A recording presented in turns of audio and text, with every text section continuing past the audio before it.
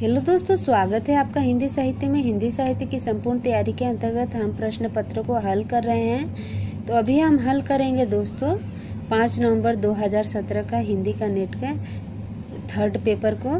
तो आइए देखते हैं दोस्तों, इस वीडियो में हम 30 प्रश्नों को हल करेंगे, क्योंकि वीडियो ज़्यादा लंबी हो जाती है तो आपको भी समस्या होती है एक बार इतनी लंबी वीडियो देखने के लिए, और इतना ज़्यादा हमारे दिमाग में एक साथ नहीं रह सकता है, इसलिए हम धीरे धीरे करेंगे।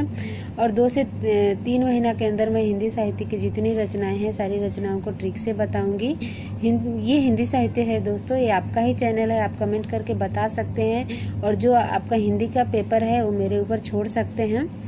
अगर मैं इन प्रश्नों को करा रही हूँ, इसमें से अगर कोई प्रश्न आपको समझ में नहीं आ रहा है तो आप कमेंट बॉक्स में कमेंट कीजिए, मैं उस प्रश्न को एक बार और अच्छे से समझा दूंगी। और एक बात दोस्तों, अगर मेरी वीडियो आपके लिए लाभप्रद साबित हो रही है, आपको समझ में आ रहा है, तो इसको लाइक और शेयर जरूर करें। सिद्धों में प्रचलित महामुद्रा शब्द का अभिप्राय है सिद्धि प्राप्त हेतु स्त्री संसर्ग। जायसी के श्रृंगार में मानसिक पक्ष प्रधान है, शारीरिक गौण। यह कथन है रामचंद्र शुक्ल का। इसमें कोई संदेह नहीं कि कबीर को राम नाम रामानंद जी से ही प्राप्त हुआ, पर आगे चलकर कबीर के राम रामानंद के राम से भिन्न हो गए। रामचंद्र शुक्ल का कथन है। दोस्तों, प्रश्न बार बार रिपीट होते हैं परीक्षाओं में, तो आप ध्यान से देखिएगा। विठलनाथ ने वल्लभ संप्रदाय में किस तरह की पूजा पद्धति का समावेश किया है? युगलोपासना। इसमें राधा और कृष्ण दोनों की उपासना की जाती है। सचिव वैद गुरु तीन ज्यों प्रिय बोलहि भय आस, राज धर्म तन तीन कर बोहि बेहंगी नास। यह दोहा रामचरितमानस के सुंदरकांड से लिया गया है। डॉक्टर पीतम्बर दत्त बर्थवाल के अनुसार रामचंद्रिका फुटकर कवितों का संग्रह है। ये प्रश्न भी बार बार रिपीट होता है दोस्तों, इसको देख लीजिएगा।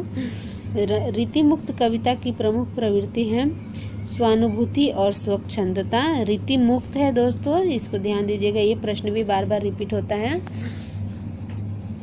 सीख सिखाए न मानत है, बर ही बस संग सखीन के आवे। खेलत खेलन जल में, बिन काम वृथा कत जाम बितावे। छोड़ी के साथ सहेली न को रही के, कही कौन सवा दही पावे। कौन परी यह बानी अरी, नित नीर भरी गगरी ढरकावे। इसमें कौन सा भाव व्यक्त हुआ पूछ रहा है? उपालंब भाव व्यक्त हुआ है। घुसती है लाल लाल मसाल अजीब सी, अंतराल विवर के तम में लाल लाल कुहरा। कुहारे के सामने रखता लोक स्नात पुरुष, एक रहस्य साक्षात। यह अंधेरे में कविता है जो मुक्ति बोध की कविता है। प्रियवद निम्नलिखित में से किस कविता से संबंधित है? वो है असाध्य वीणा। इसकी रचना अगेन ने 1961 में की थी, याद रखिएगा दोस्तों समय को भी। मधुशाला का प्रकाशन वर्ष 1935। ए हरिवंश राय बच्चन की कृति है। भारतेंदु ने जिस प्रकार हिंदी गद्य की भाषा का परिष्कार किया, उसी प्रकार काव्य की ब्रजभाषा का भी इस भक्ति के लेखक है रामचंद्र शुक्ल। खड़ी बोली का प्रथम महाकाव्य है दोस्तों प्रिय प्रवास, और इसकी रचना की थी अयोध्या सिंह उपाध्याय हरिऔध ने, जिसके लिए उनको मंगला प्रसाद पारितोषिक पुरस्कार मिला। और इसमें 17 सर्ग हैं, तो आप इसको याद रखेंगे। 1914 की रचना है। ये साकेत मैथिली शरण गुप्त का है। कामायनी है जयशंकर प्रसाद का। लोकायतन है ये आपका सुमित्रा नंदन पंत का। कामाध्यात्म की समस्या निम्नलिखित में से किस रचना में उठाई गई है? वो है उर्वशी में। यह 1961 में इसकी रचना की थी रामधारी सिंह दिनकर ने। और आत्मजयी है कुंवर नारायण सिंह की। और संशय की एक रात है नरेश मेहता की। कनुप्रिया है धर्मवीर भारती की 1959 में। और आगे देखते हैं दोस्तों। क्षत्रिय उठो अब तो कुयस की कालिमा को मेट दो, निज देश को जीवन सहित तनमन तथा धन भेंट दो। वैश्यों सुनो व्यापार सारा मिट चुका है, देश का सब धन विदेशी हर रहे। पार एक या क्लेश का उपयुक्त पंक्तियां के रचनाकार है मैथिली शरण गुप्त और यह भारत भारती की पंक्तियां है जिसकी रचना उन्होंने 1912 ईस्वी में की थी। ध्यान रखिएगा दोस्तों, बार बार प्रश्न रिपीट होते हैं। हमें प्रयोगवादी कहना उतना ही सार्थक या निरर्थक है जितना हमें कवितावादी कहना। सच्चिदानंद हिरानंद वात्स्य आगे का है। दोस्तों इनका जन्म हुआ था 1911 ईस्वी में। ये क्रम में लगाने के लिए आता है तो इसको याद रखना है। आधुनिक नारी अब अपनी पूरी गरिमा, देह संपदा और वास्तविक सम्मान के साथ आई है। औरतें अब औरतें हैं, वे झूठी सती या वेश्याएं नहीं है। इसलिए नई कहानी खनिकाओं से शून्य है। नई कहानी के संबंध में उपयुक्त कथन है कमलेश्वर का।